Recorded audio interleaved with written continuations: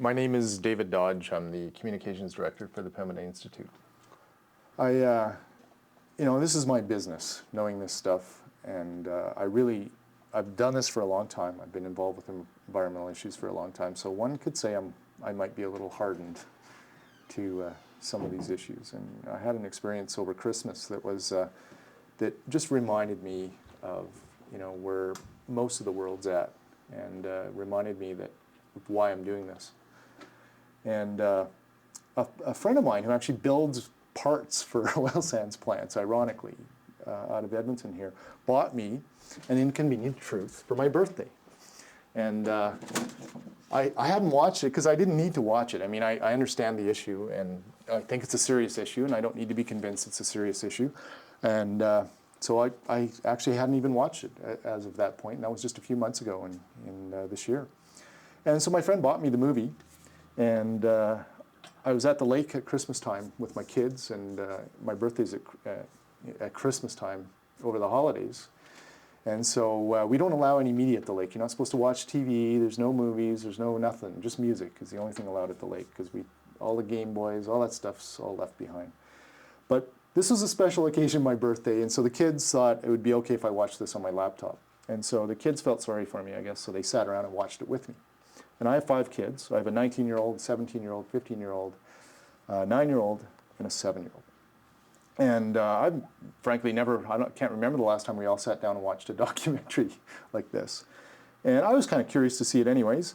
So my little daughter, who's 7, she came and sat down beside us, and she looked at the screen and she said, "Boring!" And she left. And completely predictable reaction.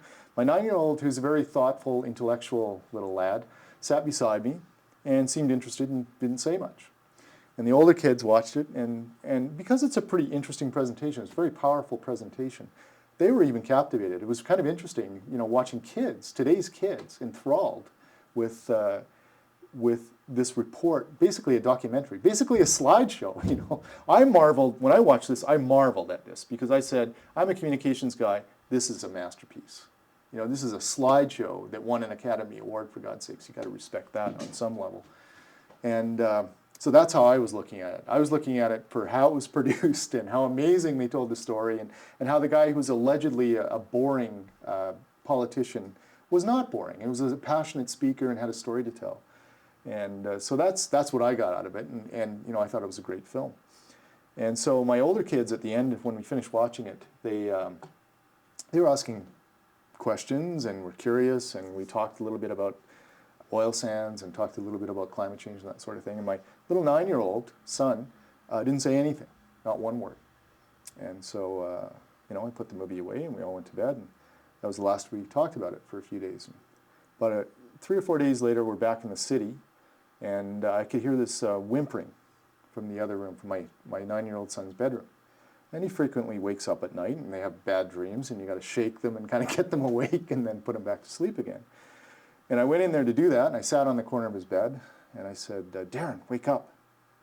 And he said, "Dad, I'm not asleep." I said, "Whoa, well, what's wrong?" And he said, "Dad, I can't stop thinking about that movie. We're all going to die." And he said, "We're all going to die in 50 years.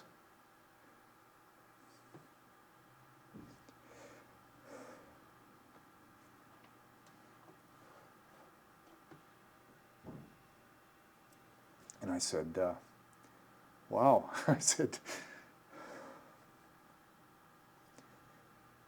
I was blown away. I just thought, his reaction was so different from mine. And it was so pure and so clean and so honest. And I was, at first I was blown away. I thought, wow, I said, we got to talk about this. I said, when I was a kid, I was worried about some things too. And one of the things I was worried about was nuclear war. And I honestly believed, before I became an adult, that we would all die, because these guys would lose it and push the buttons and blow us all up. And you know what, son? It didn't happen. It didn't come true. And you know what? This doesn't have to come true either. And I said, what do you think about Al Gore? I said, Al Gore is my hero. I can't believe what a job he did here of telling this story, and he's done a tremendous service for the world in telling this story. Al Gore is my hero. And I said to my son, I said, Darren, what do you think your dad does for a living? And he says, oil sands. I said, oil sands. Yeah, kind of. I said, do you know what I do with the oil sands? And he said, no, not really. And I said, well, what I do is every waking day of my life, I try to make sure that we do the oil sands better and that we don't have this outcome as a consequence of doing the oil sands and a whole lot of other environmental issues that I work on at work every day of my life. And I said, you know, Al Gore's making a difference as one person making a huge difference. She's changing the world. And I said, you know what? I'm making a difference too. I'm doing whatever I can every day. And I said, you can make a difference too. And that's your choice. And this does not have to come true. And that's where we kind of finished the discussion. And he was totally comforted, maybe comforted too much by that speech, but I was blown away by his reaction to the film and how, you know, the film works. And the film, if you're an oil guy, you know, you might spit and sputter and think it's an exaggeration, but it's not really that big of an exaggeration. It's good storytelling, but it's mostly filled with facts. So I marveled at it, and my son brought me back to reality about, you know, what are we talking about here? Let's not gloss this over too much. Let's be concerned about it.